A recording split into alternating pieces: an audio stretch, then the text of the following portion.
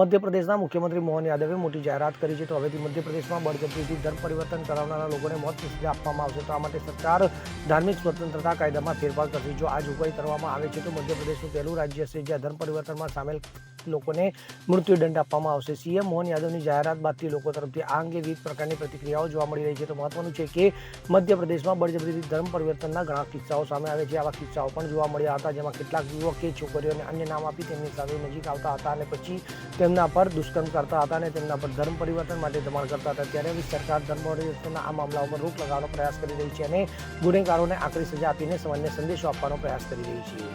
Bureau report CN24 news.